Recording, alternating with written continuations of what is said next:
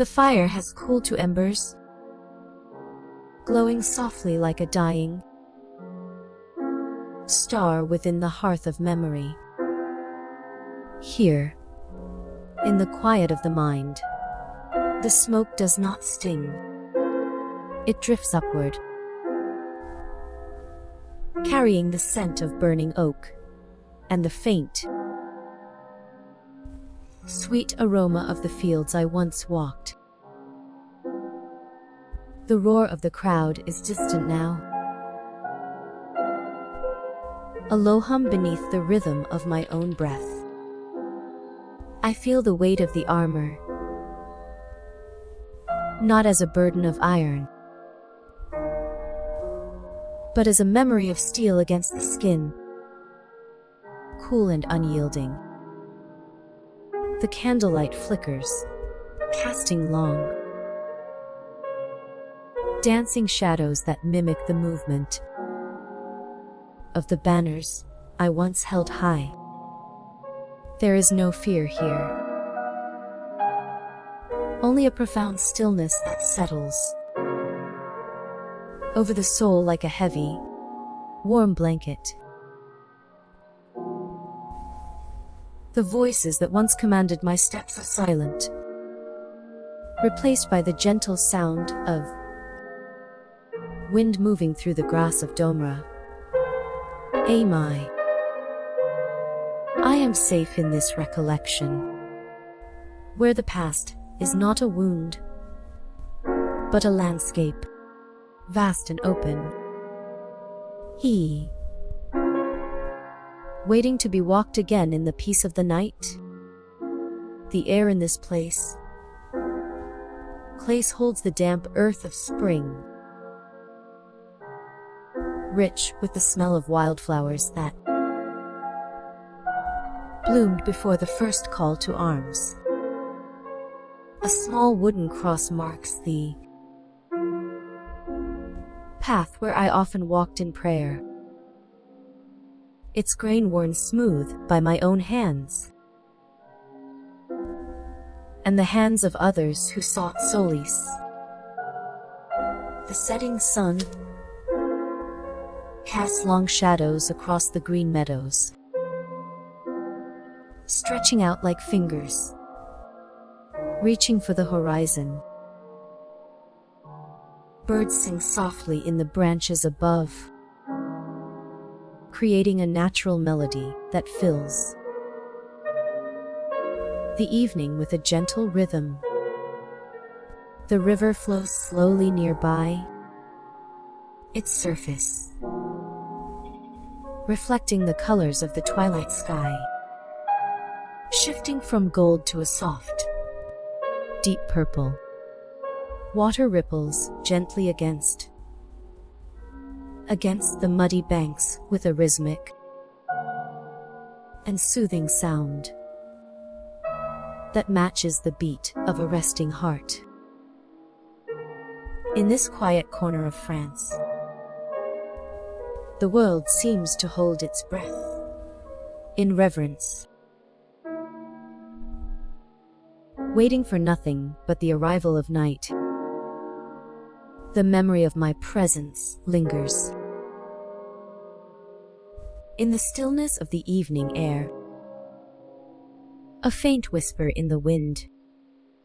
The natural beauty of the region provided backdrop for early spiritual experiences that required no words, only silence and the open sky. The silence of the fields spoke to me in a language that needed no translation, shaping the inner life of the young girl who would change history. The lack of formal training did not diminish the profound impact of those moments, for the earth itself was the teacher. My story became a canvas upon which countless artists would later paint their own visions.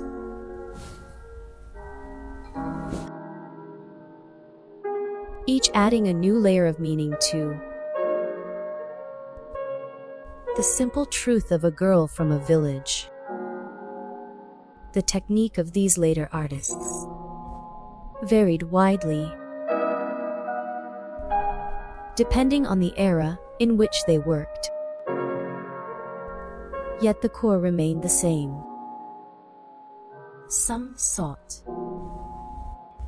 Some sought to capture historical accuracy of my appearance, while others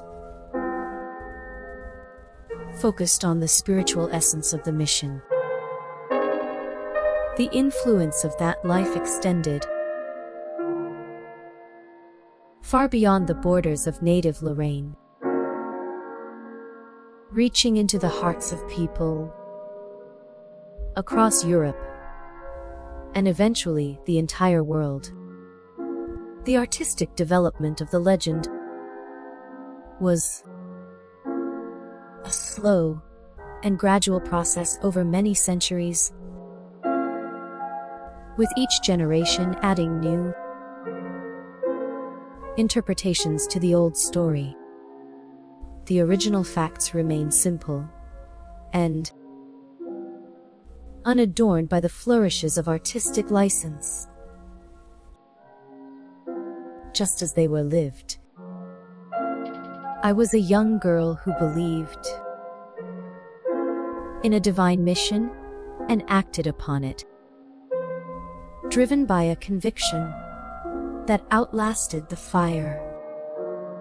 The stone walls of the quiet chapel in Reims hold the memory of candlelight flickering gently against the rough hewn floor.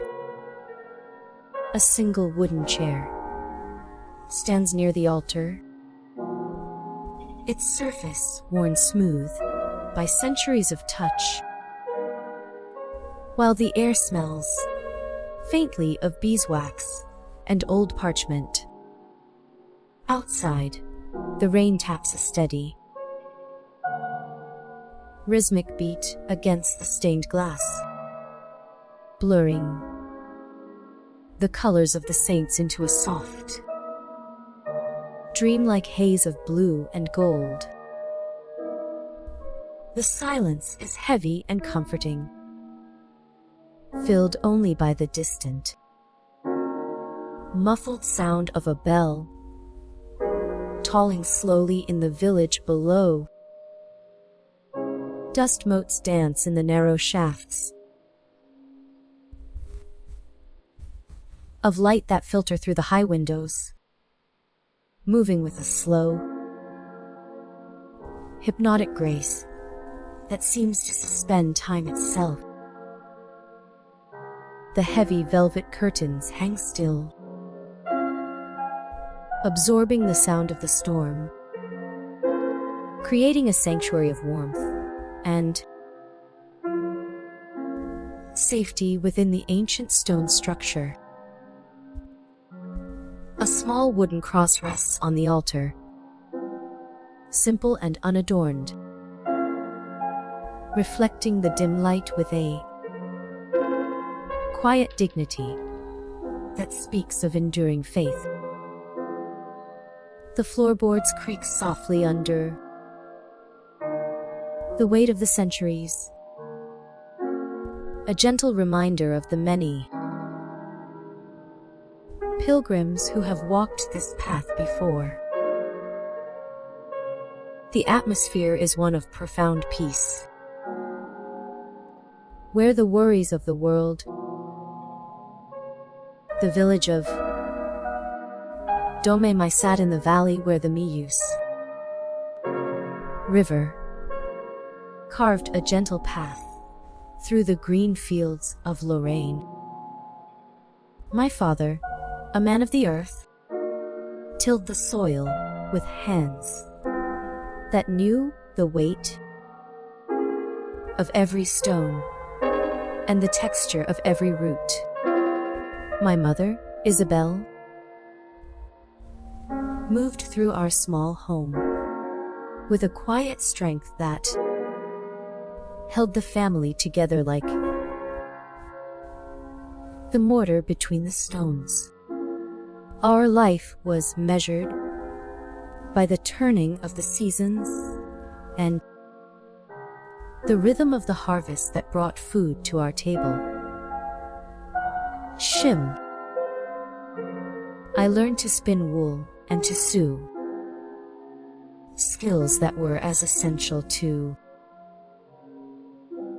my survival as breathing the morning air. The village was a close, knit community where every neighbor knew the name of every other soul.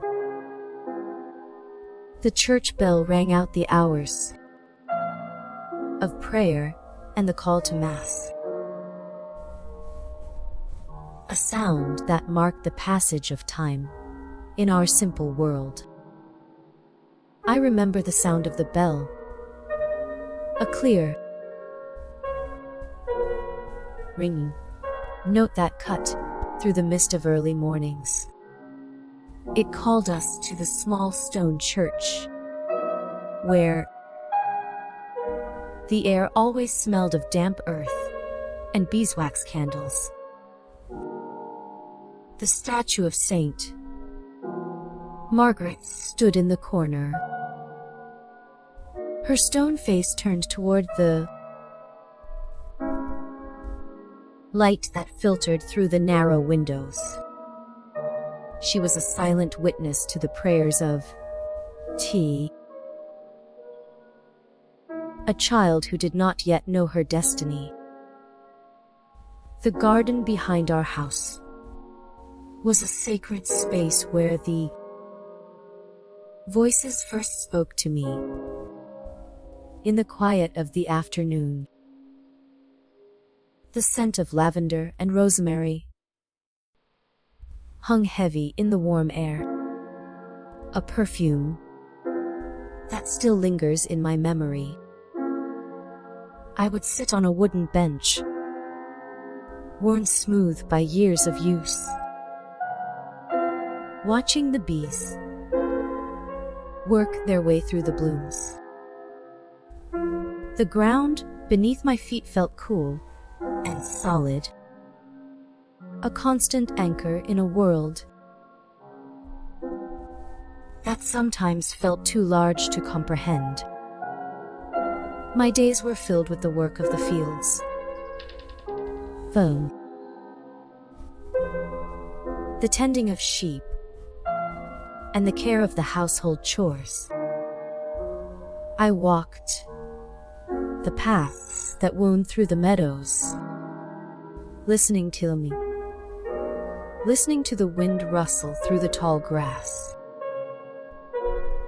The sky above was a vast canvas of blue,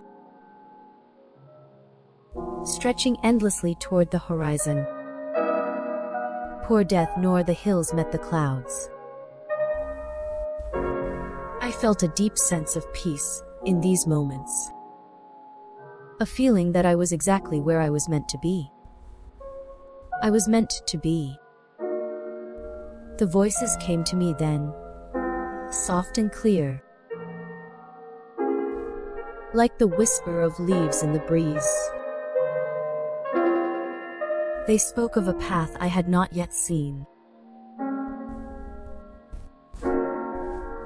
a journey that would take me far from this quiet valley.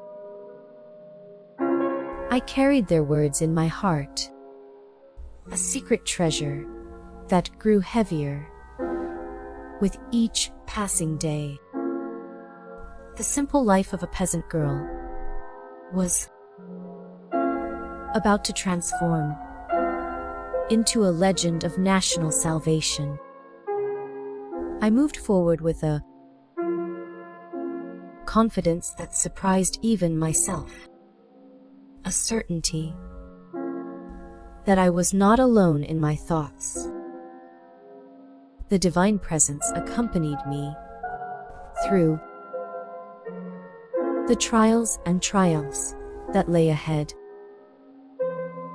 a constant companion in the silence. My early years were a time of preparation for the great work that awaited me in the world beyond the hills. The world would soon learn the name of the girl from Domarai. But for now, I remained just a child in a small village. The memories of those first voices remained vivid throughout my short life, a guiding light in the darkness. I carried the weight of my mission with a quiet strength and resolve that never wavered. The journey from the garden to the battlefield was a path of faith and courage that I walked step by step. The voices had prepared me for every challenge I would eventually face, giving me the strength to endure. The story of my early life is one of ordinary beginnings and an extraordinary calling that changed the course of history. The stone walls of the Ch2 de Chinon stood silent under the weight of the afternoon sun. Dust motes danced in the narrow beams of light that pierced the heavy tapestries hanging from the rough stone. A single wooden chair sat near the cold hearth, its surface worn smooth by centuries of use and the touch of many hands. The air smelled faintly of dried herbs and old parchment. Stored in the corner of the room, shadows stretched slowly across the flagstone floor as the day began to fade into the soft gray of evening. A heavy woolen blanket lay folded on a nearby bench, waiting for the coming night and the cold that would follow. The silence was deep and absolute, broken only by the distant sound of a crowing rooster echoing from the village below. The room felt suspended in time, holding the quiet memory of a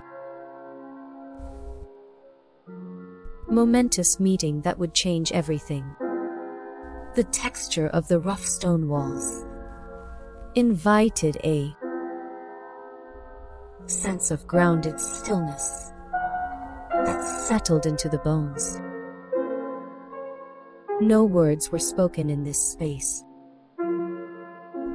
only the soft rustle of wind outside the narrow window. The atmosphere was one of profound peace and meditative calm that wrapped around the heart like a warm cloak. The light softened further, turning the room into a sanctuary of gentle gray, where thoughts could drift freely. Joan of Arc possessed no formal artistic training in the conventional sense of the 15th century. Historical records indicate that she did not study painting, sculpture, or the decorative arts under any master. My life unfolded within the rural confines of Domarai, in the French county of Lorraine, far from the great cities of art. I was a young girl from this specific town who felt myself called by God to help the French people. The available texts do not contain any information about my artistic development, or lack thereof in the usual way.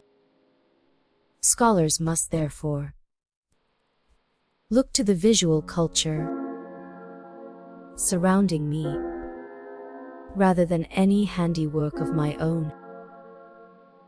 No major works are associated with my name in the historical archives of the period. For I never held a brush or a chisel. My influence on art emerged only after my death through the interpretations of others who sought to capture my spirit. Artists later depicted me based on the accounts of my trials and the letters I wrote in my own hand. I wrote a letter to the King of England while he was laying siege to the town of Orleans, a message of peace and warning. The flames consumed my body on a cold morning in the city of ruin, ending my physical journey in a burst of fire and smoke. My death did not end my story, but transformed me into a lasting symbol of faith and courage for generations to come. The memory of my life continued to inspire people long after my physical death, a light that never truly faded. My personal journey from a peasant girl to a martyr remains a powerful narrative of faith that transcends time. The details of my private thoughts are lost to time, yet my actions speak clearly to those who listen. I lived a life of extraordinary intensity. In a very short span of years, burning bright like a star in the night sky, my legacy endures as a testament to the power of individual belief and the strength of the human spirit. The silence of history cannot erase the impact of my brief but brilliant existence, for it lives on in the hearts of many. The historical facts confirm my capture and subsequent trial by ecclesiastical authorities who sought to silence my voice. I was executed by burning alive in Rouen on the 30th day of May in 1431, a date etched in memory. This event marked the tragic end of a life filled with extraordinary achievement and unwavering devotion to a higher cause. My personal struggles were immense,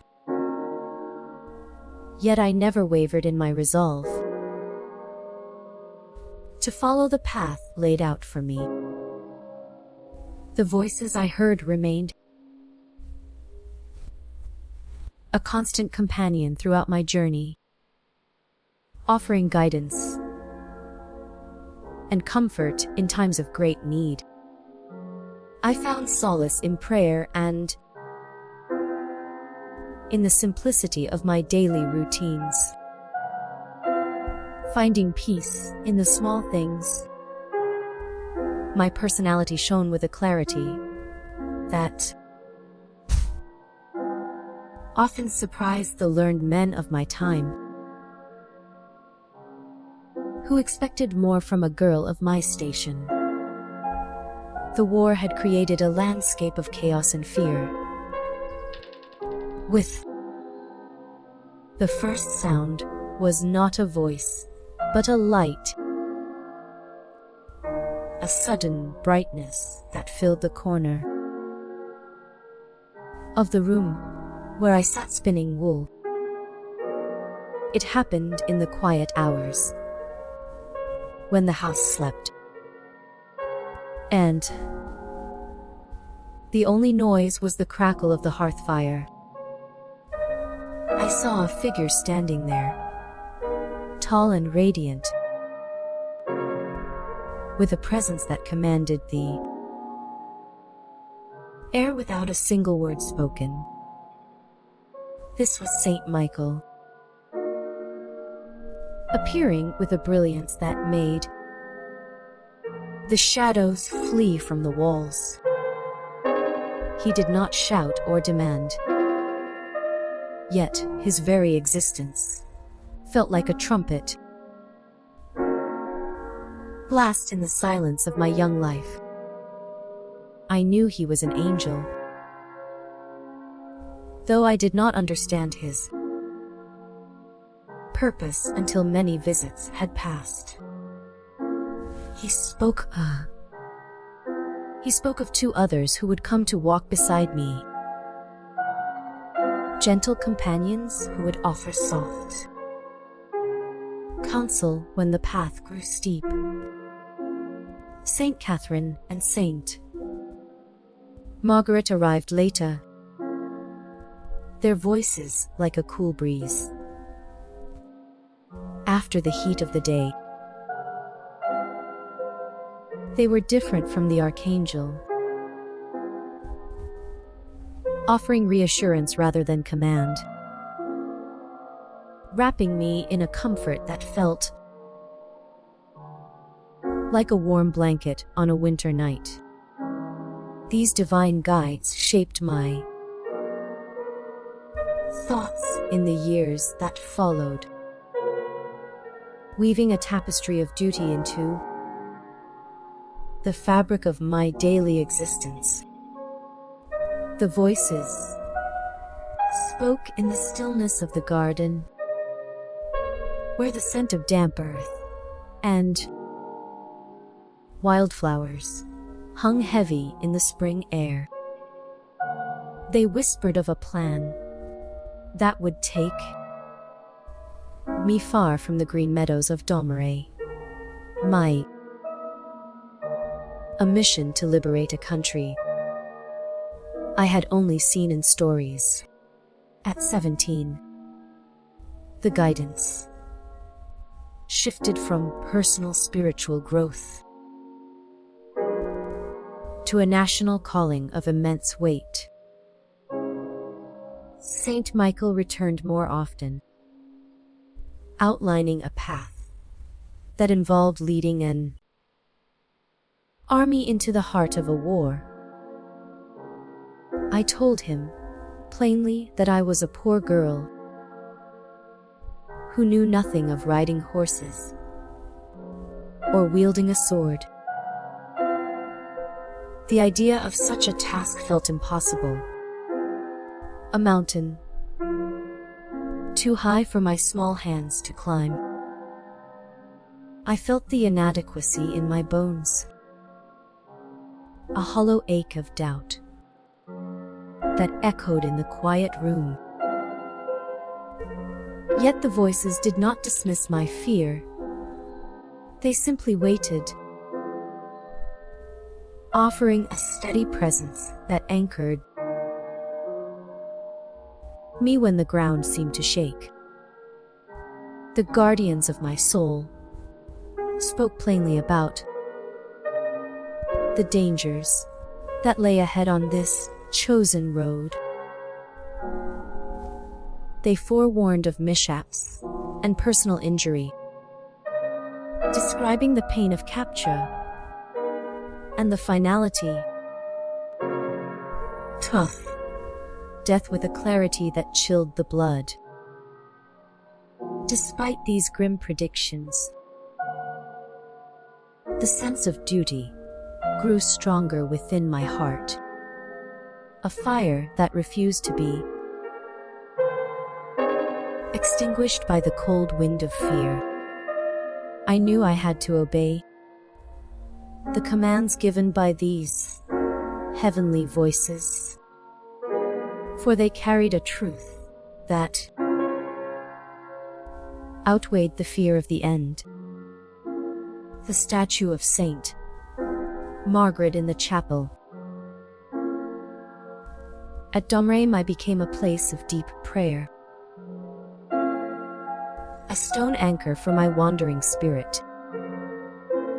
I knelt before her carved face, feeling the coolness of the stone against my forehead. As I whispered my prayers into the dark, the chapel walls held the echoes of those silent contemplations, keeping the secrets of my heart safe within their ancient embrace. The village itself remained a constant backdrop to the internal transformation that was taking place within me. The simple life of a peasant girl was being reshaped by the extraordinary nature of these divine encounters. I did not learn to paint or sculpt, for my hands were meant for other things. Things that would change the course of history. The memories of those first voices remained vivid throughout my short life, a bright thread running through the tapestry of my days. I carried the weight of my mission with a quiet strength that surprised even me, a resolve that grew with every whisper from the unseen. The journey from the garden to the battlefield was a path of faith and courage, paved with the stones of my own doubt and the mortar of divine instruction. The voices had prepared me for every challenge I would eventually face, arming my spirit with a confidence that needed no sword. The world would soon learn the name of the girl from Domremy. But in those quiet moments, I was just a listener. The divine presence accompanied me through the trials and triumphs of my life, a constant companion in the chaos of war and the silence of prayer. My early years were a time of preparation for the great work ahead, a season of sowing seeds that would one day bear fruit in the fields of France.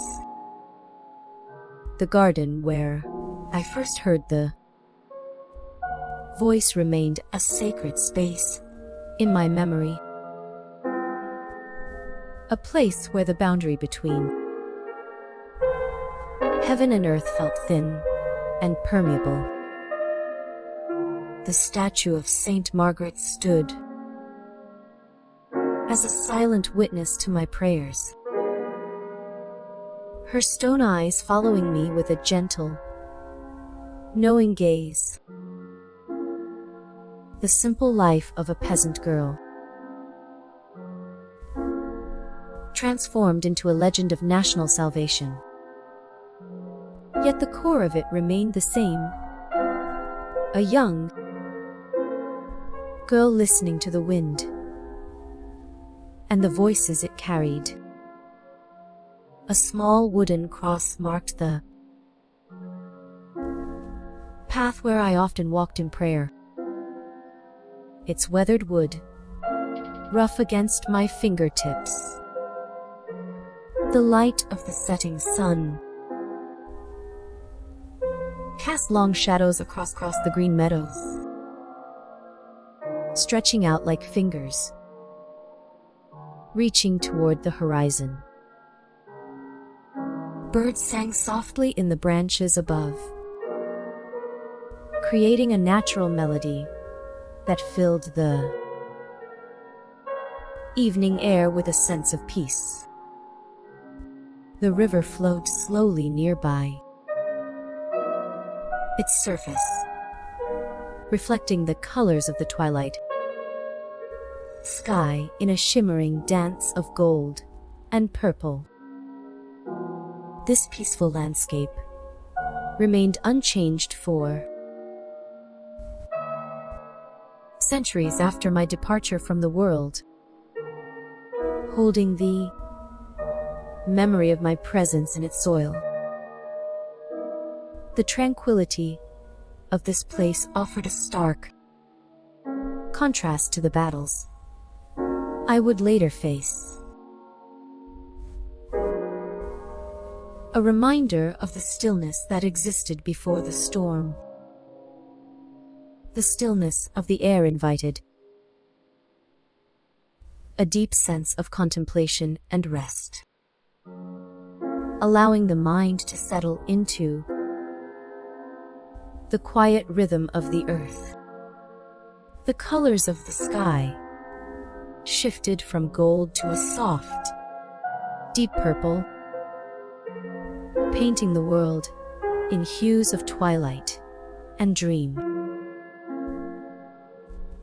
The water rippled gently against the muddy banks with a rhythmic and soothing sound, a lullaby for the weary soul. In this quiet corner of France, the world seemed to hold its breath in reverence, waiting for the next chapter to unfold. The memory of my presence lingered in the stillness of the evening air, a ghost of a girl who once walked these fields with a heavy heart and a light spirit. The natural beauty of the region provided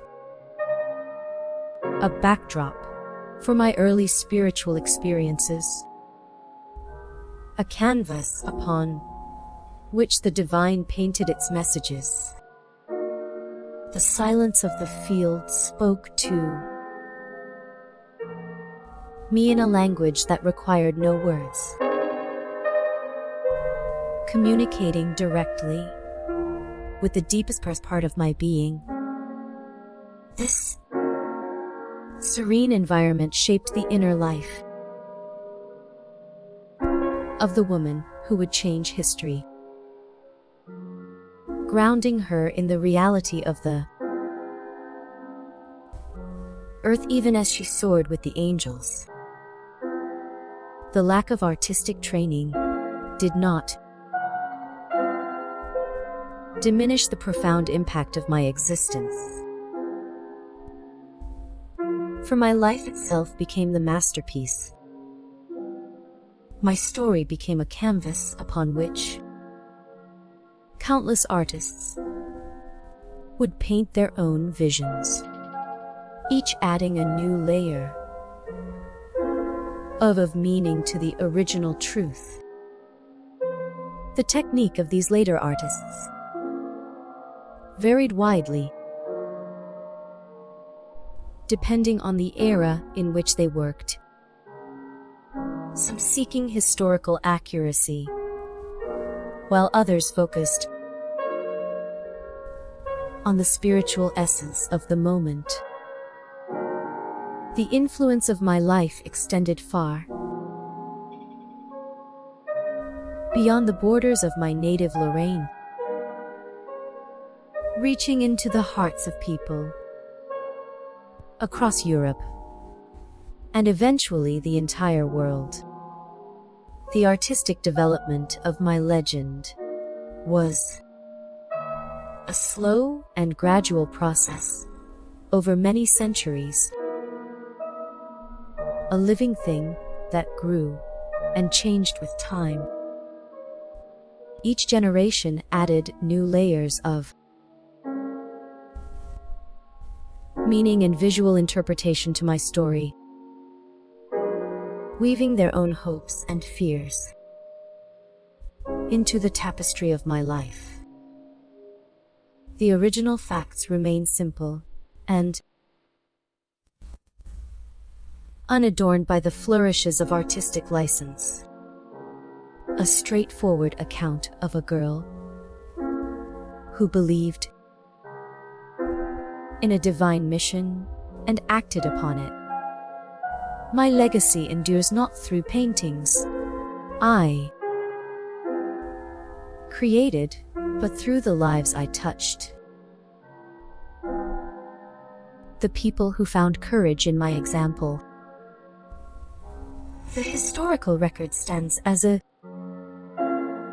testament to my courage and my faith. Document of a journey that began in a small village and ended in the fires of ruin. The absence of my own artistic output, me, does not lessen the magnitude of my achievements. For the art I created was the art of living. The world remembers me for the strength I showed in the face of overwhelming odds. A strength that came from the voices that guided my steps. The quiet fields of Domeray, my remain, place of pilgrimage for those who seek inspiration, a place where the divine still whispers to the listening heart. The memory of my life continues to inspire artists and writers in the modern era. A story that refuses to fade into the silence of the past. The narrative of my development is one of spiritual growth rather than technical skill. A journey of the soul that transcends the limitations of the physical world. I learned the art of leadership and the art of unwavering belief. The only techniques I needed to fulfill my destiny. The historical silence on artistic training invites a deeper reflection on the nature of talent, suggesting that true artistry can manifest in actions as well as. The air grew thick with the scent of wet wool and cold river mist as the English lines tightened their grip on the city. I remember standing on the ramparts where the stone felt slick beneath my boots. The Loire River, flowing dark and silent below us. The siege began in October. A long winter of waiting that stretched into the deep chill of November. English armies surrounded the strategic city, cutting off every road and path that might bring food or hope to the starving people within. Thomas de Montacute, the Earl of Salisbury, led the initial assault with a confidence that seemed unshakable to the defenders watching from the walls. He captured the bridgehead fort on the south bank, a crucial position that allowed his men to fire arrows into the heart of our streets. The sound of those arrows was a constant rhythm, a dry rattle against the wood and stone that never truly ceased. Salisbury died of a wound in early November. A sudden silence that fell over the English camp as their leader fell. His death did not halt the advance, for other commanders took up the banner and continued the work of strangling the city. John, Duke of Bedford, advised the regent to move elsewhere, to strike at Anjou, instead of lingering before these walls. That decision to focus on Orléans proved decisive for the course of the war, binding the fate of the kingdom to this single point of conflict. The city served as the last major barrier preventing English forces from conquering the entire Loire Valley and claiming the south. French morale remained low as the siege dragged on through the cold winter months. The frost biting at exposed skin and the hunger gnawing at the belly. Supplies dwindled within the walls, while the population faced starvation and despair. The once bustling streets, now filled with the hollow eyes of the hungry. The political environment remained tense as rumors of betrayal circulated among the French court. Whispers that the king had lost his will to fight. Many doubted that Charles V possessed the strength to rescue his kingdom from ruin. Their hope fading like the last light of a winter day. The situation seemed hopeless, without a miraculous intervention to break the English lines that pressed so hard against the gates.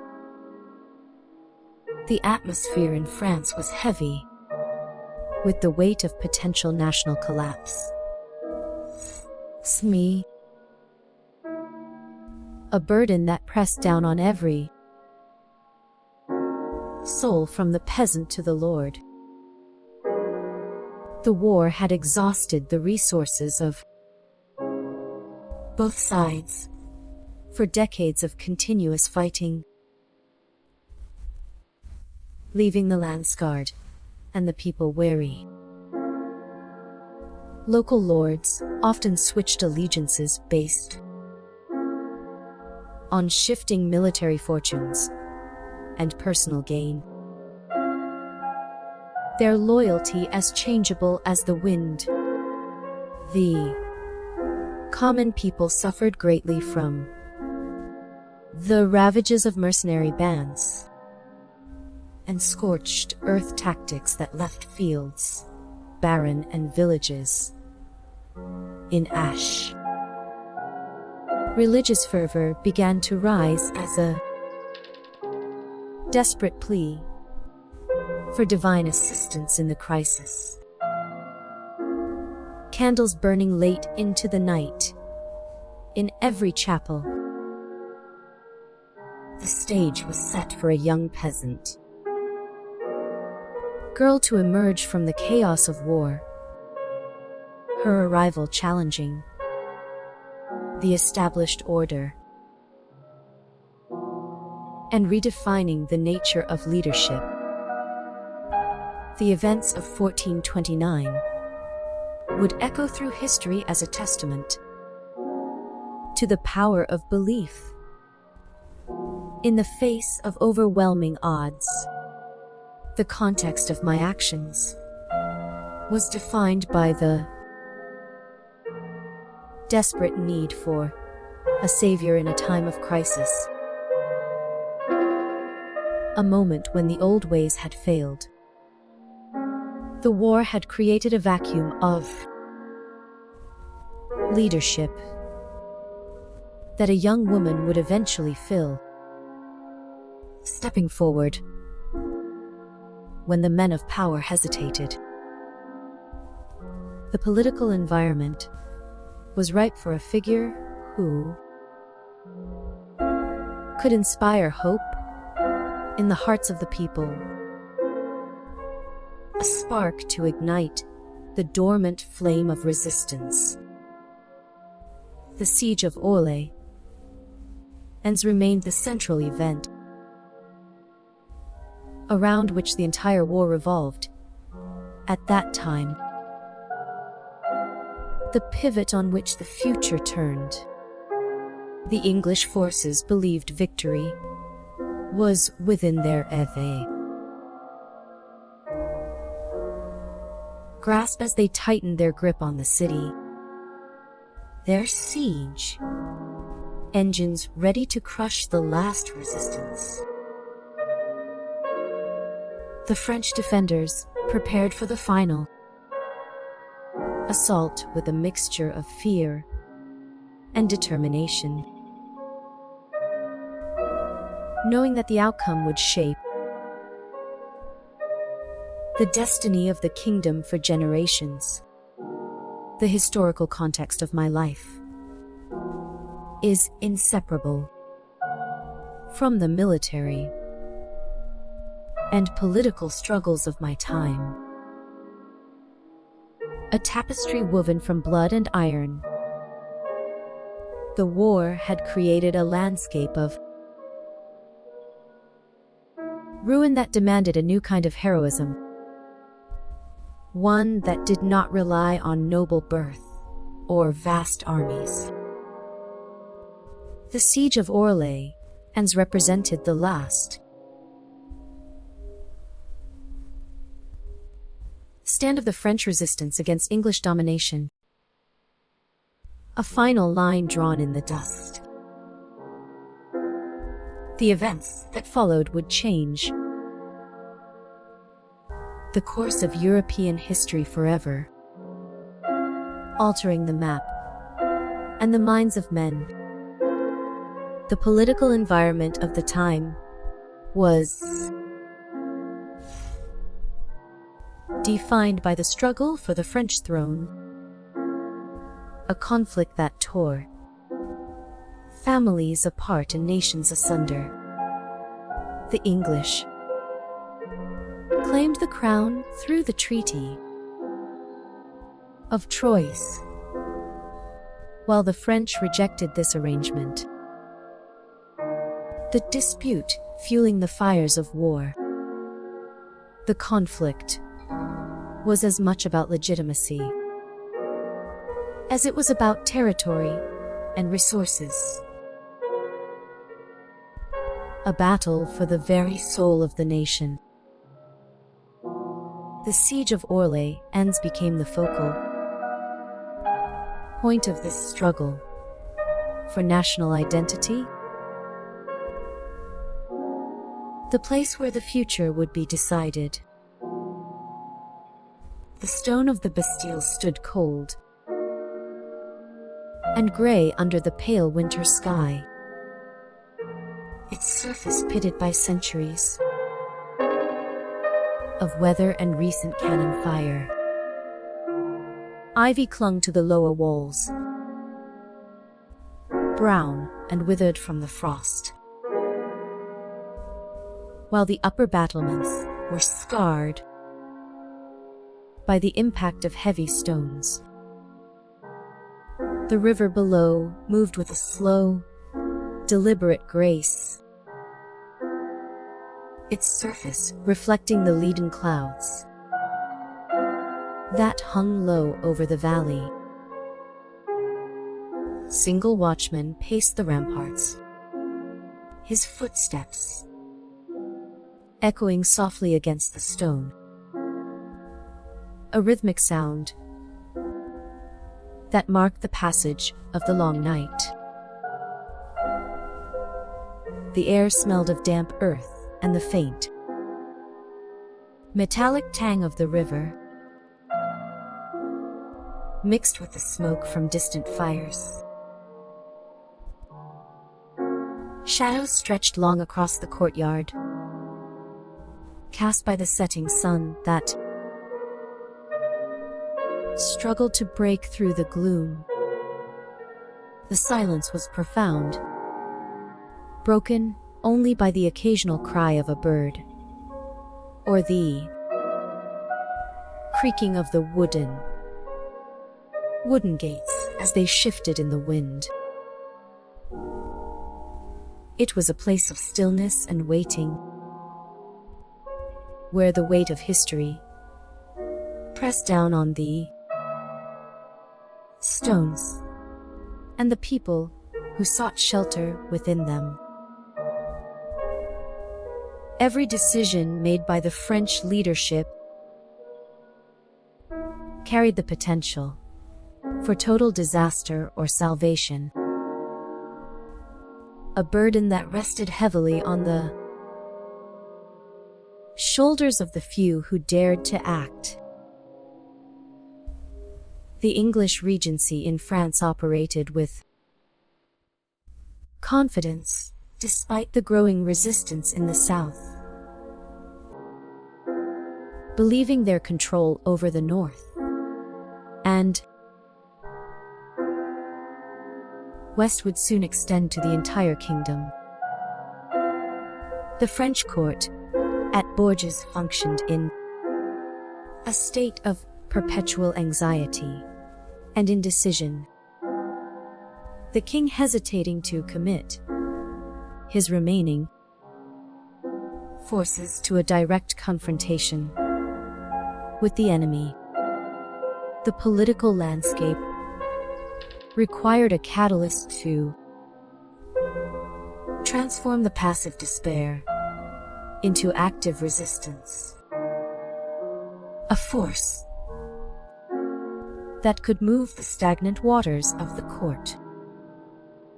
The siege of Orléans provided the necessary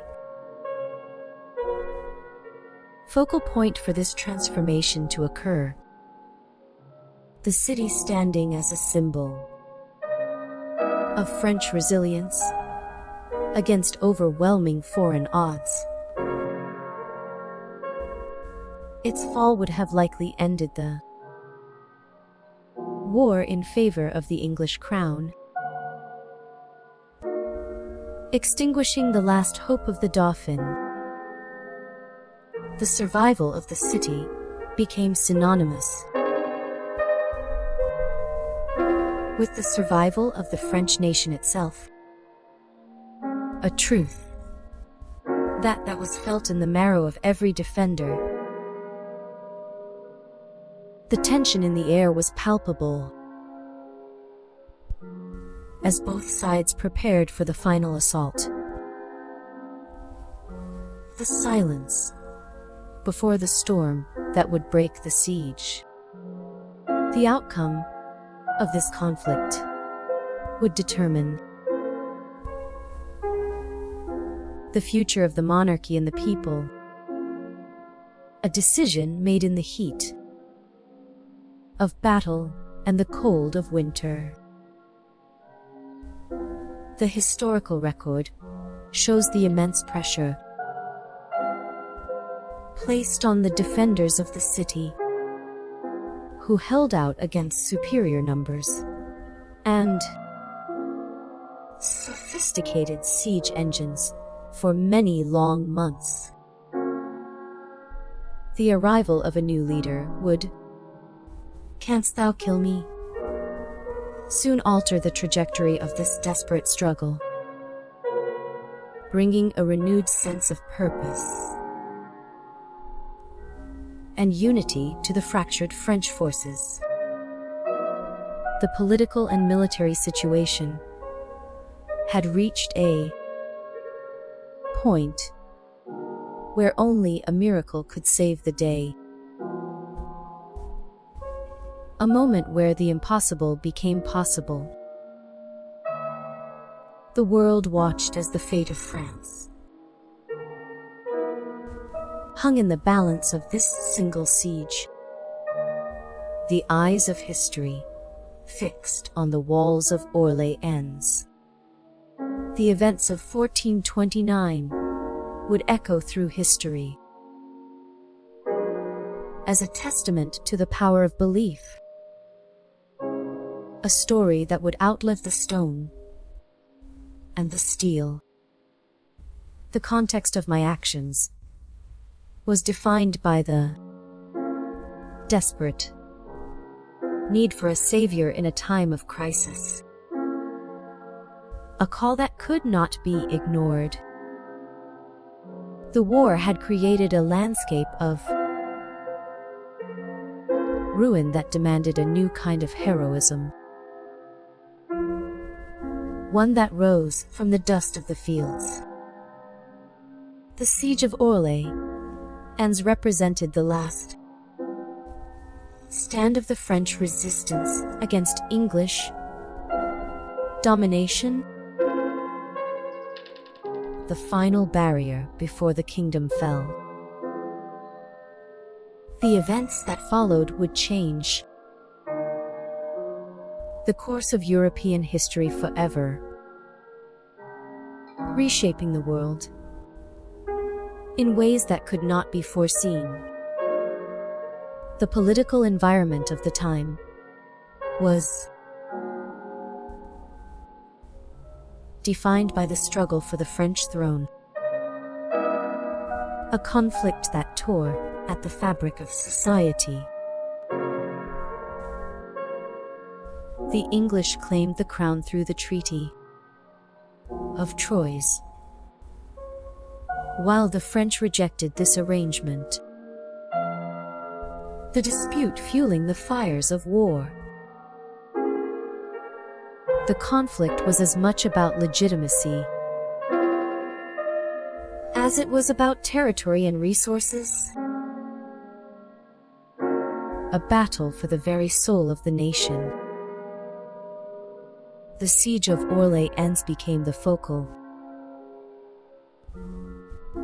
point of this struggle for national identity. The place where the future would be decided. I remember the letter I sent to the King of England while he was laying siege to the town of Orléans in the spring of 1429. A document that challenged the English forces and their leadership. This document served as a direct challenge to the English forces and their leadership during a pivotal moment in the 100 Years' War. A voice speaking truth to power. In her letter, she threatened to kill Englishmen in France if they did not obey her commands and depart from French soil. A bold declaration of intent. The letter was written on the Tuesday of Holy Week, which corresponds to March 22, 1429, marking a precise date in the chronology of my military campaign. Canst thou kill me? I claimed that the King of Heaven had sent me so much power that the English would not be able to harm me or my army. A conviction that fueled every step. This assertion of divine authority formed the core of my message. The long march toward Reims unfolded under a sky that shifted from the pale gray of dawn to the deep, clear blue of midday.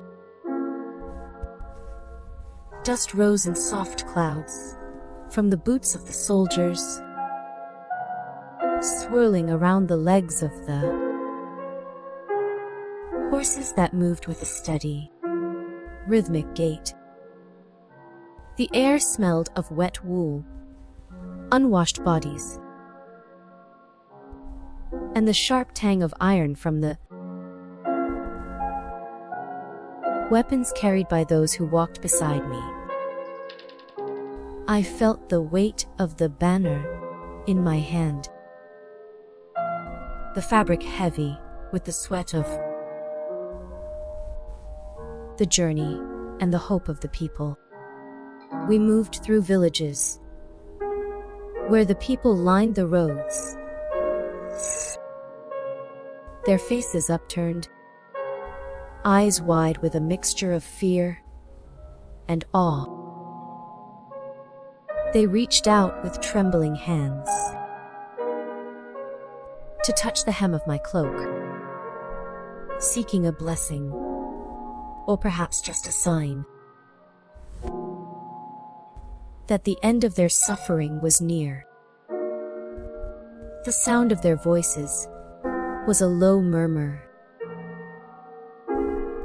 a river of whispers that flowed alongside the column of men. It was a strange sensation to be the center of such attention, to be the object of their gaze while feeling so small inside. The armor I wore felt less like protection and more like a shell, a hard exterior that hid the quiet heart beating beneath. We stopped for the night in a small town. The buildings huddled together against the wind, their windows glowing with the warm light of hearth fires. The smell of baking bread and roasting meat drifted from the open doors, a comforting scent that reminded me of home. I sat by the fire, the heat warming my face, listening to the stories the soldiers told of their own villages and the families they left behind. They spoke of simple things, of fields and harvests, of children playing in the streets, and the pain of being away from them. Their voices were rough and tired, but there was a kindness in them that softened the hard edges of war. I looked at the fire, watching the flames dance and flicker, and felt a deep sense of peace settle over me.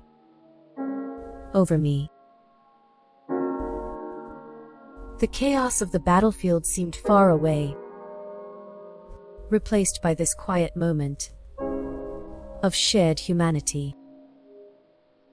The night was deep and still, the stars visible above the thatched roofs, shining with a cold, distant light. I closed my eyes and listened to the sound of the wind moving through the eaves, a gentle lullaby that carried me towards sleep. The morning brought a renewed energy, the sun rising higher and casting long shadows that stretched out before us. We continued our journey, The road, winding through fields of green and brown. The earth, soft under the hooves of the horses. The sky was a vast dome of blue, unbroken by clouds. And the air was filled with the scent of wildflowers and damp soil. I walked at the head of the column, my hand resting on the hilt of my sword, feeling the cool metal beneath my glove. The soldiers followed close behind, their steps synchronized with the rhythm of my own. We passed through a forest where the trees stood tall and ancient, their branches forming a canopy overhead that filtered the sunlight into dappled patterns on the ground. The sound of birdsong filled the air, a melodic chorus that seemed to celebrate our progress. The forest was a place of mystery and wonder, a world apart from the violence of the war we had left behind. I paused for a moment to look at a small stream that ran through the trees, its water clear and cold, flowing over smooth stones. The sound of the water was a soothing murmur, a constant reminder of the life that continued even in the midst of conflict. I dipped my hand into the stream, feeling the chill of the water against my skin, and let it run through my fingers. The moment was brief, but it brought a sense of clarity and calm that I carried with me as we continued our journey. The road led us out of the forest and into the open countryside, where the fields stretched out to the horizon. The wind blew gently through the tall grass, creating waves that moved like the surface of the sea. The sun was warm on my face, and the air was filled with the scent of hay and earth. I felt a deep connection to the land, a sense of belonging that transcended the boundaries of time and place. This was the land I fought for, the land that held the memories of my childhood and the dreams of my future. The city of rhymes came into view, its walls rising against the sky like a fortress of stone. The spires of the cathedral pierced the clouds, reaching toward the heavens with a silent prayer. The air in the city was thick with the scent of incense and the sound of bells ringing out across the streets. People gathered in the squares, their faces turned toward the cathedral, their eyes filled with anticipation. The streets were crowded with pilgrims and soldiers, a sea of humanity that moved with a purposeful energy. I walked through the crowd, the noise of the city rising around me like a tide, the sound of voices The clatter of hooves and the ringing of bells created a symphony of sound that filled the air. I felt the weight of the moment, the significance of what was about to happen. The cathedral doors stood open, a dark mouth waiting to receive us. I stepped inside. The cool air of the interior wrapping around me like a blanket. Canst thou kill me? The light filtered through the stained glass windows, casting pools of color on the stone floor. The silence inside was profound, a heavy stillness that seemed to absorb the noise of the world outside. The scent of wax and old stone filled the air, a fragrance that spoke of centuries of prayer and devotion. I walked down the aisle, the sound of my footsteps echoing softly against the walls. The altar stood at the far end, draped in white cloth and surrounded by candles that flickered with a steady flame. The bishop waited for me, his face serene and composed, his eyes filled with a quiet wisdom. I approached him, the weight of the crown heavy in my hand, and felt a surge of emotion rise within me. The moment was here, the culmination of all the struggles and sacrifices that had led to this point. I knelt before the altar, the stone hard beneath my knees, and placed the crown upon the head of the king.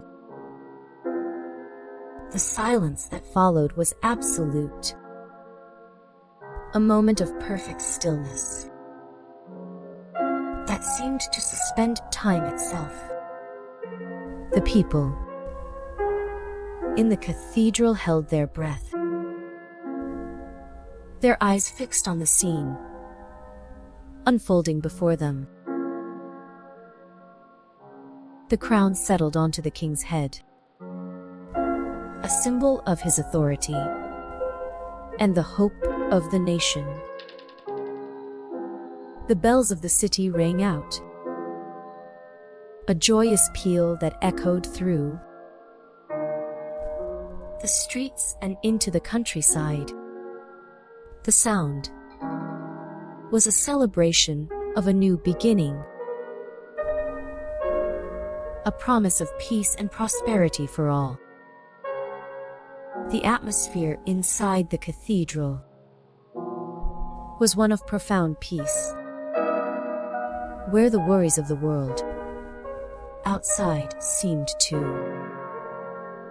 dissolve into the quiet stillness of the sacred space. The candlelight flickered gently against the stone walls, casting long, soft shadows across the rough hewn floor. A single wooden chair stood near the altar, its surface once worn smooth by centuries of touch, while the air smelled faintly of beeswax and old parchment. Outside, the rain tapped a steady, rhythmic beat against the stained glass, blurring the colors of the saints into a soft, dreamlike haze of blue and gold. The silence was heavy and comforting, filled only by the distant, muffled sound of a bell tolling slowly in the village below. Dust motes danced in the narrow shafts of light that filtered through the high windows, moving with a slow, hypnotic grace that seemed to suspend time itself. The heavy velvet curtains hung still, absorbing the sound of the storm, creating a sanctuary of warmth and safety within the ancient stone structure. A small, wooden cross rested on the altar, simple and unadorned, reflecting the dim light with a quiet dignity that spoke of enduring faith. The floorboards creaked softly under the weight of the centuries, a gentle reminder of the many pilgrims who had walked this path before. The atmosphere was one of profound peace, where the worries of the world outside seemed to dissolve into the quiet stillness of the sacred space. The days that followed were filled with a quiet joy, a sense of accomplishment that settled deep within the bones. The king was crowned, and the kingdom was united, at least for a time. The people celebrated, their voices rising in songs of praise and gratitude. I walked through the streets, the smiles of the people a balm to my weary spirit. The war was not over, but the tide had turned, and hope had been restored. The memory of that day in Reims remains vivid, a moment of pure clarity in a life filled with confusion and conflict. The crown, the king, the cathedral, the people, all of it is etched into my mind with a clarity that time has not diminished. It was a moment of triumph, a victory of the spirit over the forces of darkness. The feeling of the crown being placed upon the king's head, the sound of the bells, the sight. The fire has cooled to embers, glowing softly like a dying star within the hearth of memory. Here, in the quiet of the mind, the smoke does not sting. It drifts upward, carrying the scent of burning oak and the faint, sweet aroma of the fields I once walked. The roar of the crowd is distant now, a low hum beneath the rhythm of my own breath. I feel the weight of the armor, not as a burden of iron, but as a memory of steel against the skin. Cool and unyielding, the candlelight flickers, casting long, dancing shadows that mimic the movement of the banners I once held high. There is no fear here, only a profound stillness that settles over the soul like a heavy, warm blanket. The voices that once commanded my steps are silent, replaced by the gentle sound of wind moving through the grass of Damra.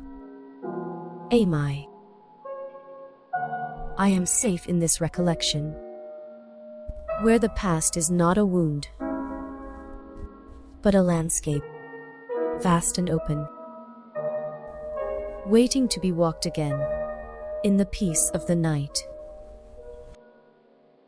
The land itself had grown weary from the constant tread. Mercenary bands and the blackened scars of scorched earth tactics. People turned their eyes upward, seeking a desperate plea for divine assistance. In the midst of this deepening crisis, the stage was set for a young peasant girl to emerge from the chaos of war. Though no one could have predicted the shape of her arrival, her presence would challenge the established order and redefine the very nature of French leadership in ways that still echo today. The historical context of my rise was one of profound uncertainty and deep division that permeated every corner of the kingdom. Every decision made by the French leadership carried the potential for total disaster or sudden salvation. The English Regency in France operated with a false confidence despite the growing resistance that simmered in the south. They believed their control over the north and west would soon extend to the entire kingdom without further struggle. The French court at Bourges functioned in a state of perpetual anxiety and paralyzing indecision that slowed all progress. Charles Viceroy hesitated to commit his remaining forces to a direct confrontation with the enemy, fearing the loss of what little he had left. The political landscape required a catalyst to transform the passive despair into active resistance. And that catalyst was me. The siege of Orléans provided the necessary focal point for this transformation to occur within the fractured nation. The city stood as a symbol of French resilience against overwhelming foreign odds and the crushing weight of siege engines. Its fall would have likely ended the war in favor of the English crown and extinguished the last hope for the monarchy. The survival of the city became synonymous with the survival of the French nation itself in the eyes of the people.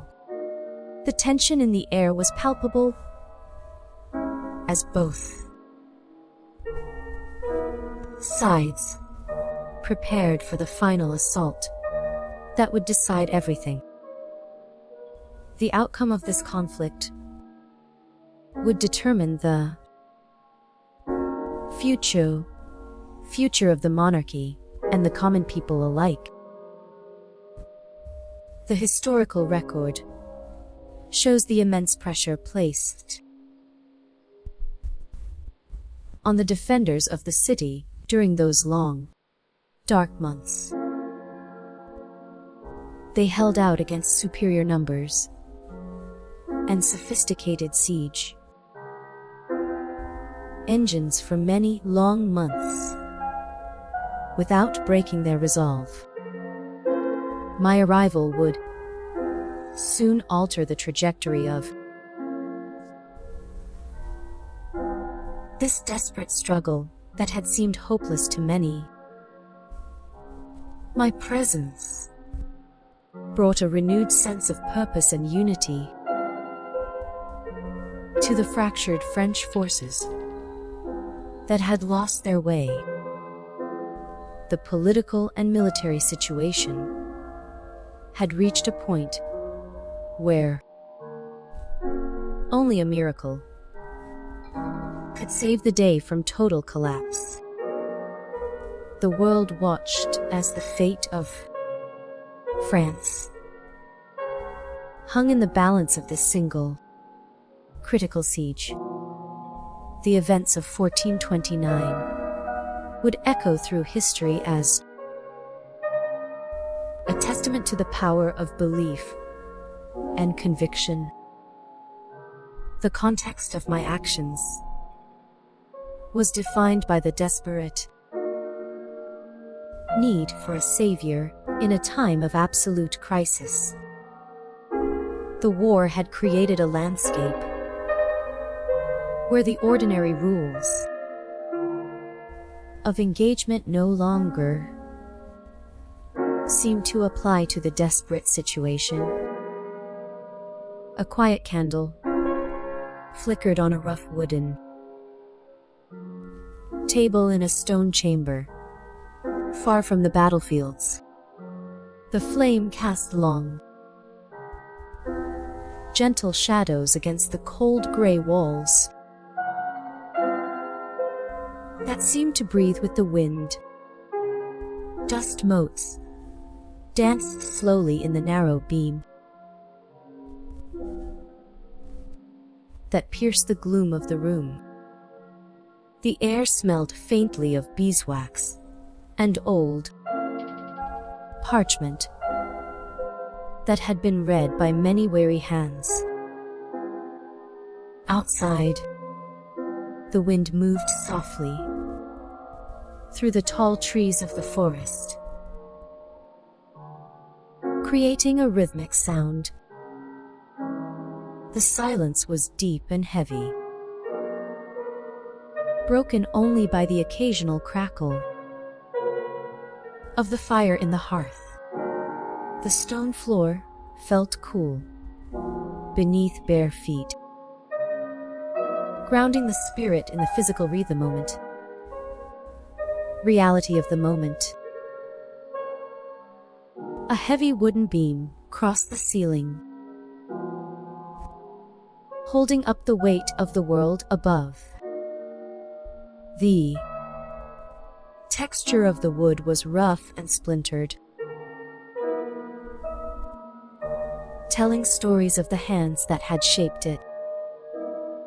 Shadows lengthened as the sun set, turning the room into a sanctuary of stillness. The candle flame did not flicker violently, but burned with a steady, hypnotic rhythm. This small room held the weight of decisions that would change the course of a nation forever. The stillness allowed for deep thought and a calmness that the outside world could not provide. The smell of the beeswax mixed with the scent of the rain that had fallen earlier that day. It was a place where time seemed to stop, allowing the mind to rest and gather strength. The earth smelled of damp soil and wildflowers that bloomed in the spring near my home. In Narration, a small wooden cross marked the path where I often walked in prayer during those peaceful evenings. The light of the setting sun cast long shadows across the green meadows that stretched toward the horizon. Birds sang softly in the branches above, creating a natural melody for the evening that soothed the spirit. The river flowed slowly nearby, its surface reflecting the colors of the twilight sky in shifting patterns. This peaceful landscape remained unchanged for centuries after my departure from the world and the end of my journey. It served as a silent witness to the life of the young girl from Domrey, who would change history. The tranquility of this place offered a stark contrast to the battles I would later face and the blood that would be spilled. The stillness of the air invited a deep sense of contemplation and rest for the weary traveler. The colors of the sky shifted from gold to a soft, deep purple as the day drew to a close. The water rippled gently against the muddy banks with a rhythmic and soothing sound that calmed the heart. In this quiet corner of France, the world seemed to hold its breath in reverence for the life that was lived there. The memory of my presence lingered in the stillness of the evening air long after I had gone. The natural beauty of the region provided a backdrop for my early spiritual experiences that shaped my path. The silence of the fields spoke to me in a language that required no words or complex explanations. This serene environment shaped the inner life of the woman who would change history and challenge kings. The lack of artistic training did not diminish the profound impact of my existence or the clarity of my mission. My story became a canvas upon which countless artists would paint their own visions of my life and death. The technique of these later artists varied widely depending on the era in which they worked and the biases they held. Some sought to capture the historical accuracy of my appearance, while others focused on my spiritual essence and divine connection. The influence of my life extended far beyond the borders of my native Lorraine and reached into the hearts of people across Europe.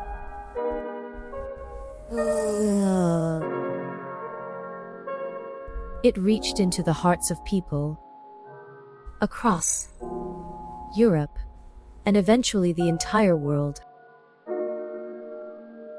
transcending time and language barriers. The artistic development of my legend was a slow and gradual process over many centuries of retelling. Each generation added new layers of meaning and visual interpretation to my story as they saw fit. The original facts remain simple and unadorned by the flourishes of artistic license or political agenda. I was a young girl who believed in a divine mission and acted upon it with unwavering conviction. My legacy endures in the hearts of those who remember the power of faith and the strength of the human spirit. The English forces numbered nearly 7,000 English troops, demonstrating the numerical superiority I helped achieve through strategic leadership and divine guidance. William de la Pole, Earl of Suffolk, succeeded Salisbury as commander, but initially did nothing to promote the operation until December of that year. John Talbot and Thomas. The stone walls of the prison in ruin felt cold against the skin,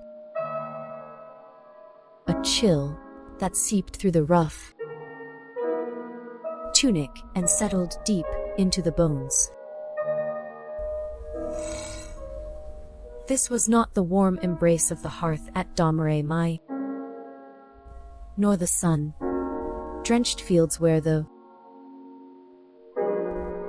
wind once carried the scent of wildflowers. Here, the air hung heavy with the smell of damp, mold, and the metallic tang of old iron chains. The light was scarce, filtering through a high, narrow slit that offered only a glimpse of the gray sky above. Days blended into nights in this small cell, marked only by the shifting shadows on the floor and the distant, muffled sounds of the city outside. The guards moved with a heavy tread, their boots echoing on the stone, a rhythm that measured the slow passage of time. There was no urgency in their movements, only a dull, routine certainty that filled the space. The weight of the chains was constant, a reminder of the body's confinement, while the mind wandered back to the battles fought and the cities liberated. The trial that followed was a long, winding path of words, designed to trap the spirit. Men in black robes sat in rows, their faces obscured by the deep shadows of their hoods. They spoke with a precision that felt like a weapon, dissecting every memory, every vision, every word spoken in the heat of battle. The questions came in a steady stream, each one a small stone thrown to test the depth of the water. They asked about the voices, demanding to know their source, their nature, their truth. The answers were given with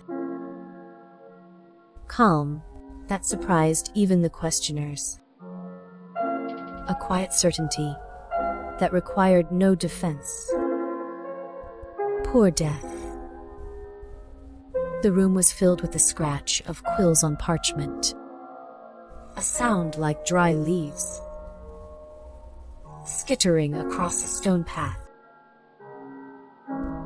The ink stained the fingers of the scribes, dark and permanent, coding recording the words that would seal the fate of the accused. There was a strange stillness in the face of such relentless scrutiny, a stillness that came from knowing the heart was clear. The voices remained, a constant presence in the silence, offering comfort. When the questions grew sharp and the eyes grew cold, the atmosphere in the courtroom shifted. As the days turned into weeks, the initial hope that the judges might understand the mission faded into a stubborn determination to find fault. The accusation of heresy became a shield for those who feared the power of the simple peasant girl. The political winds had turned, and the English Regency needed a victory to restore their confidence in the North. The French court at Bourges had hesitated, paralyzed by fear and indecision,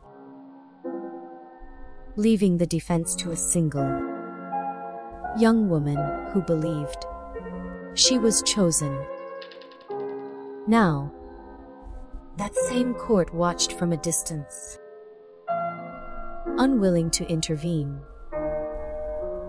unwilling to risk the fragile peace. The city of Orleans, once the symbol of resistance, stood as a memory of what could be achieved when faith and action joined hands. Its survival had been a miracle. Death, a turning point that had changed the course of the war. But miracles were hard to prove in a court of law, especially when the judges were looking for reasons to condemn. The tension in the room was palpable, a thick fog that made every breath difficult to draw. The outcome of this trial would determine not just the life of the prisoner,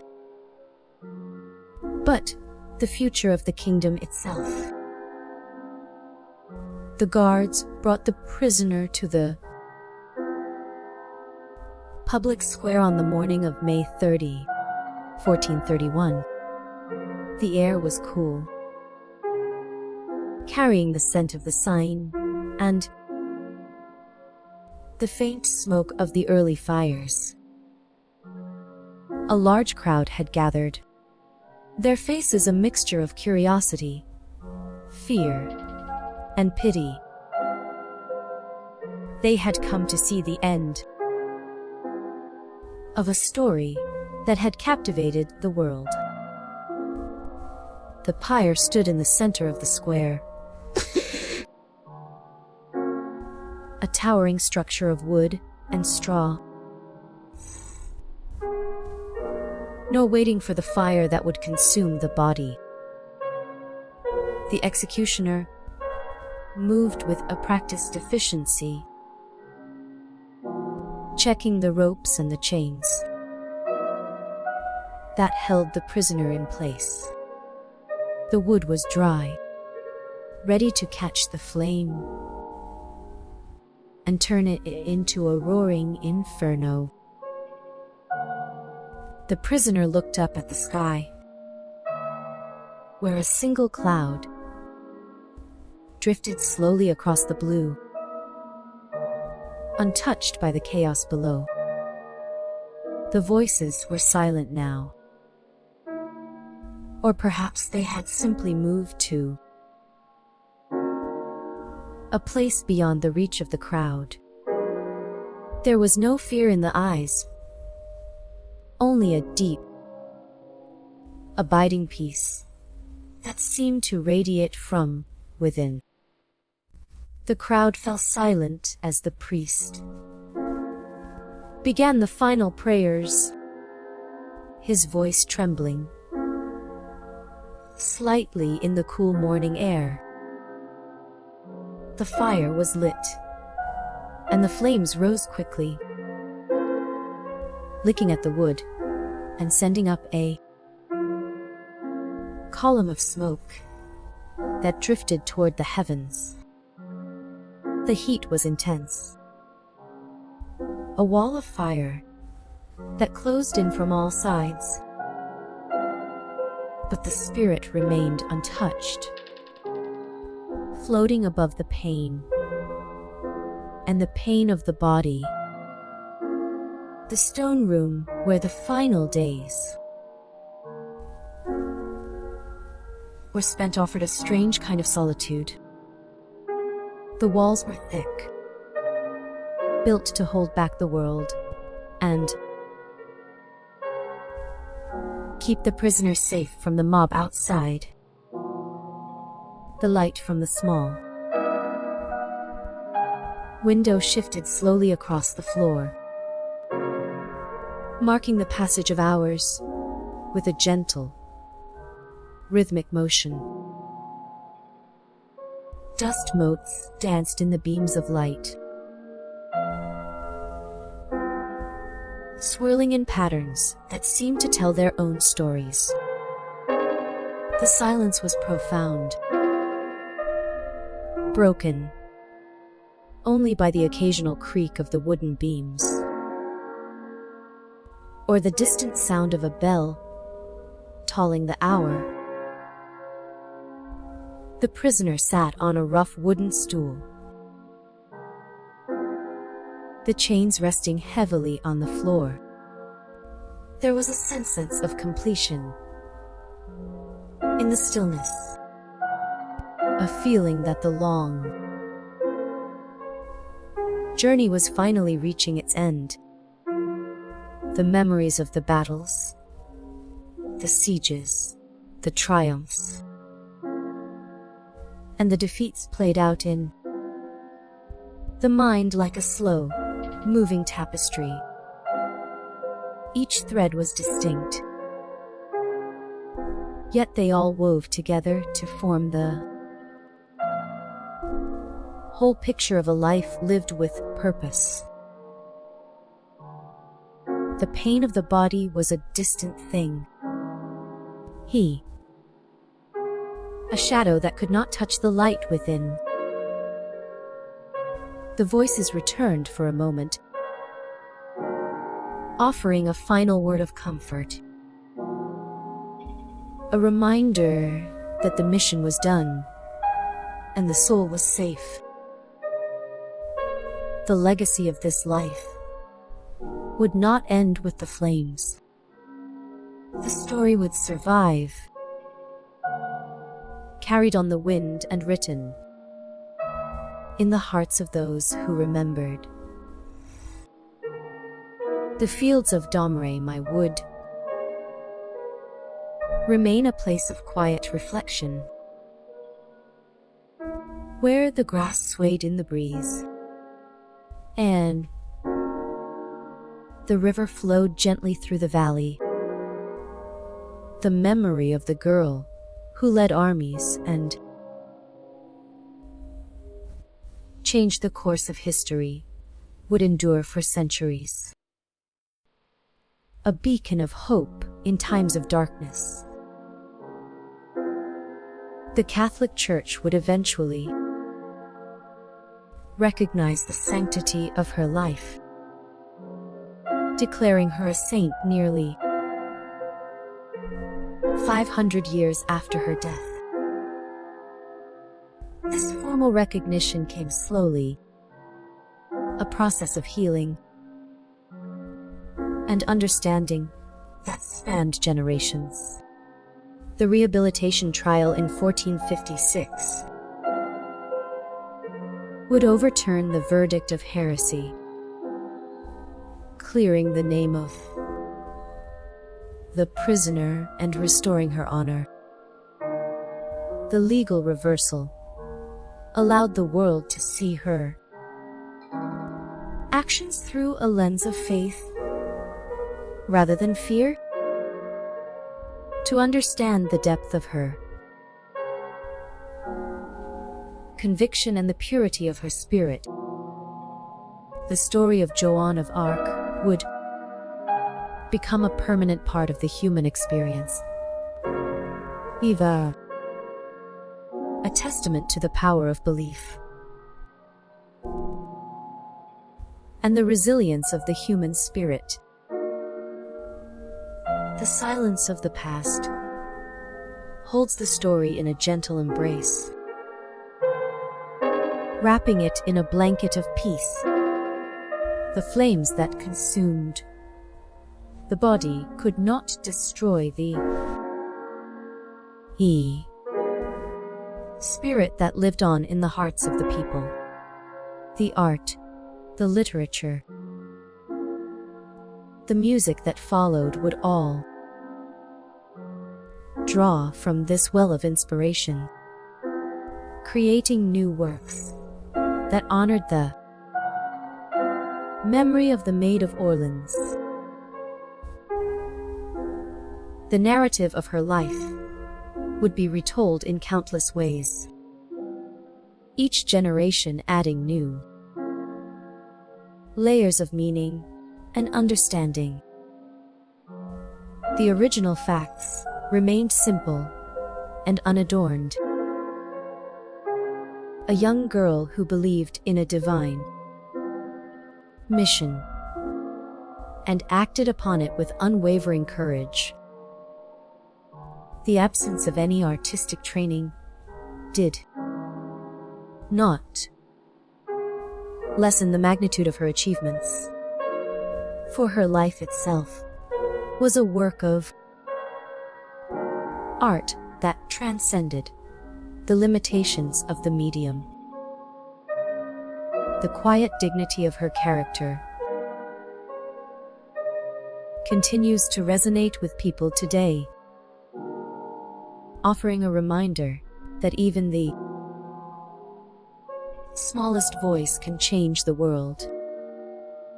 The sun sets once more over the land where she was born and raised, casting long shadows across the fields of Lorraine. The night falls gently,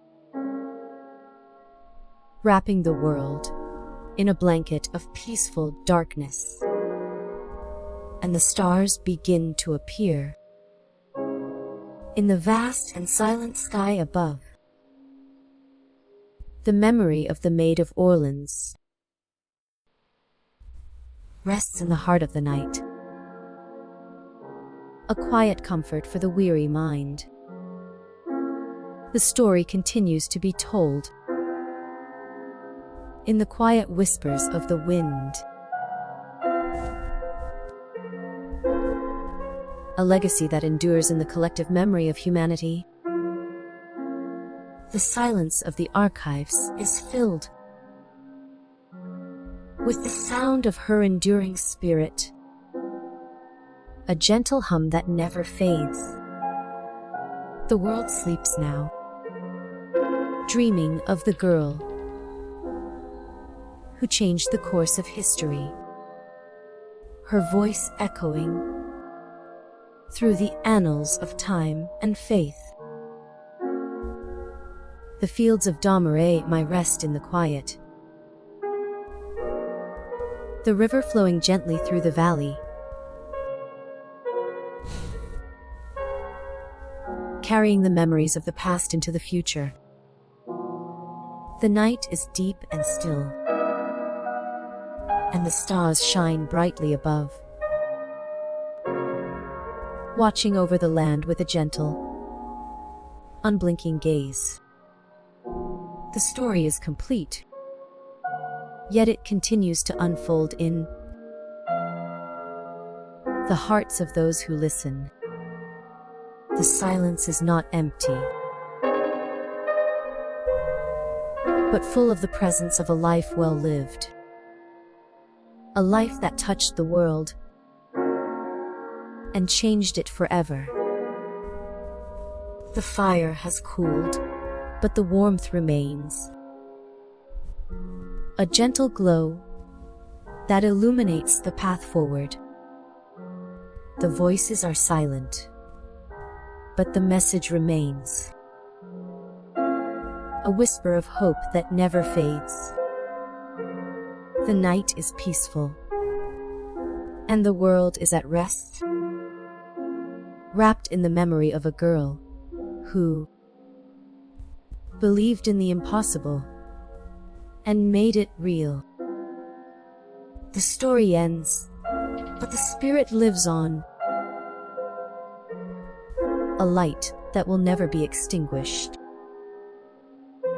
The silence of the night is filled with the sound of her enduring presence. A gentle reminder that truth can survive even the most severe attempts to suppress it. The world sleeps, dreaming of the girl who changed the course of history. Her legacy etched in the stars above. The fire has cooled to embers, glowing softly like a dying star within the hearth of memory. Here, in the quiet of the mind, the smoke does not sting. It drifts upward, carrying the scent of burning oak and the faint, sweet aroma of the fields I once walked.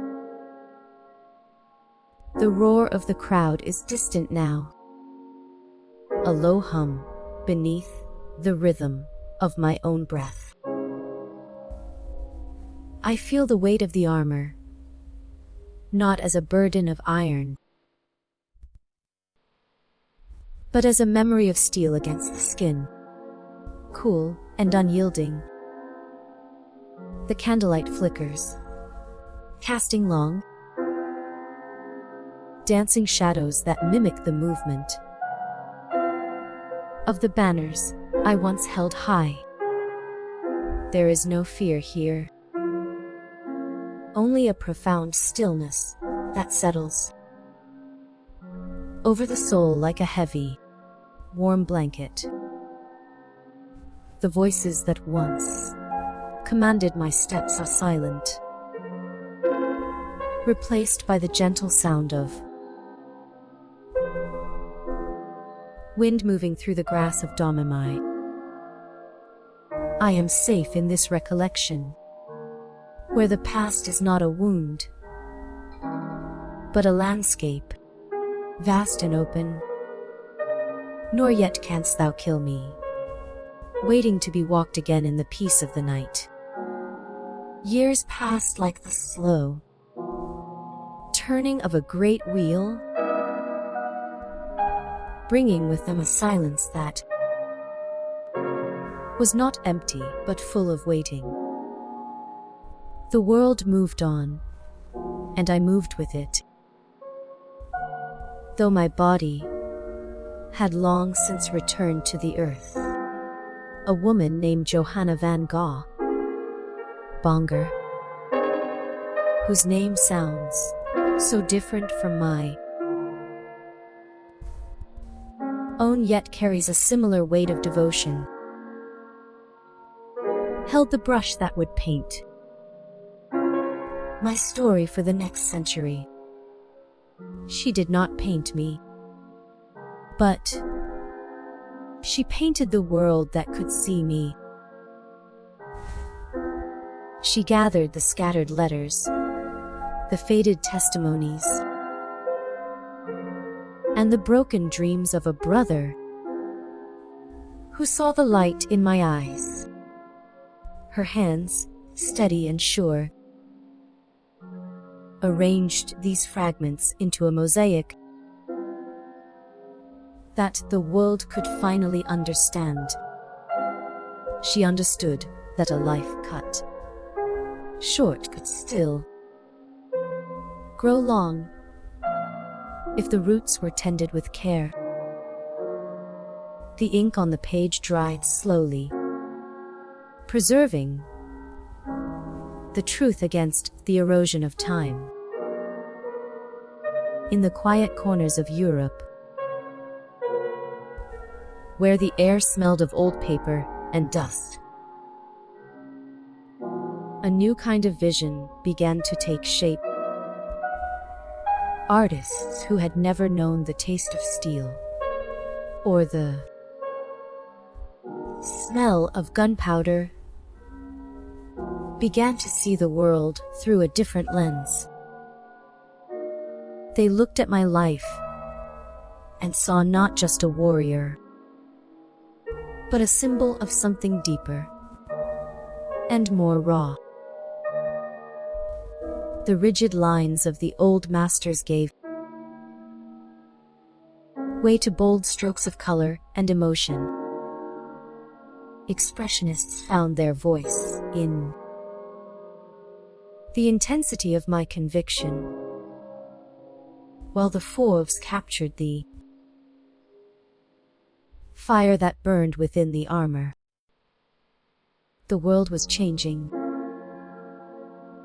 and my story was the spark that helped light the way. It was a strange and beautiful thing to watch, to see a peasant girl from a small village become the ancestor of modern art. The historical record confirms that the official rehabilitation of my name began nearly 25 years after my death, a process that took decades to complete. This slow unfolding of truth allowed the layers of myth to settle in the core of the person to shine through. The church, which had once condemned me in the heat of political fervor, eventually recognized the sanctity that had been there all along. It was a formal act of recognition that came centuries later, in the year 1920, when the world was ready to see me, not as a heretic, but as a saint. This shift in perspective was not sudden, nor yet canst thou kill me, but a gradual thawing of the ice that had covered my memory. The silence of the archives was filled with the sound of new voices speaking my name with reverence. There is a specific fact that often surprises those who trace the path of my influence. The first major retrospective exhibition dedicated entirely to the visual representations of my life was not held until 1909, nearly 500 years after the fire at Rouen. Before that, my image was scattered across thousands of paintings, sculptures, and prints, but never gathered in one place for the world to see. This delay meant that for 5 centuries, my likeness lived in fragments, in the minds of people who had never seen me, shaped by the fears and hopes of each new generation. It was a long time to wait, told thou Kimi, but the waiting did not diminish the power of the image. If anything, the silence made the eventual gathering of images more profound. more resonant. In a quiet chapel, far from the noise of the city, a wooden sculpture rests upon a stone pedestal. The figure wears simple armor carved from dark oak. Its surface smoothed by centuries of gentle touch. A faint scent of beeswax and old incense lingers in the still air around the statue. Dust motes dance slowly in the single beam of sunlight that filters through the high stained glass window. The colors of the glass cast a gentle blue and gold glow upon the rough hewn floor.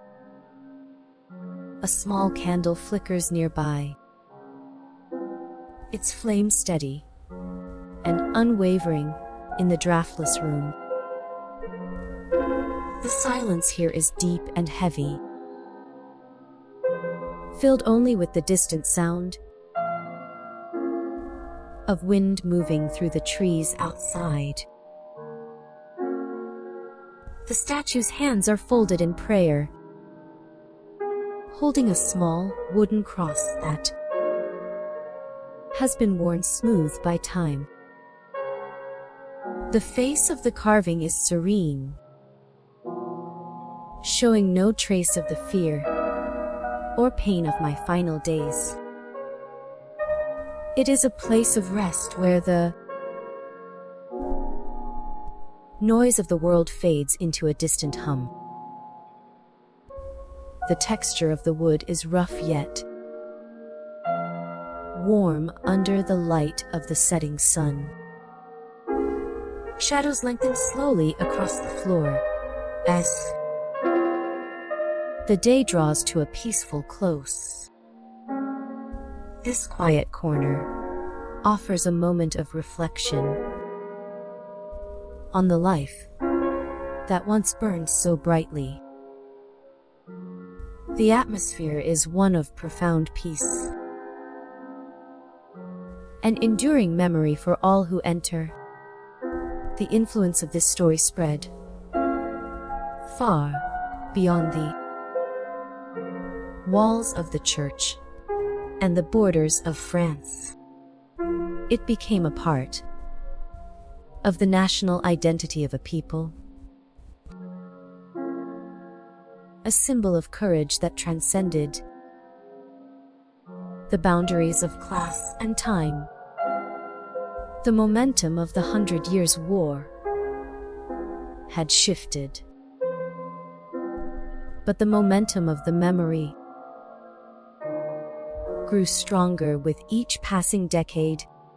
Modern scholars continue to analyze the impact of a young girl who changed the course of history, not with a sword alone, but with a voice that refused to be silenced. The interplay between faith and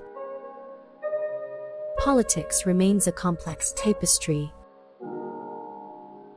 woven with threads of gold and shadow. The image of the armored maiden became a symbol of divine purpose for many generations, a reminder that belief can move mountains. The legacy of the paintings is now scattered across the world, hanging in museums from Paris to New York, from Tokyo to London. In these quiet halls, the light falls gently on the canvas, illuminating the colors that were chosen to capture the spirit of the moment. The brushstrokes are visible, the texture of the paint rough against the smooth glass. Visitors stand before these works in silence, their eyes tracing the lines of the armor, the flame in the eyes, the determination in the set of the jaw. There is no need for words here. The art speaks directly to the soul, bypassing the intellect and touching something deeper. The silence in the gallery is a shared experience, a moment of connection across centuries. The story continues to be told in the quiet whispers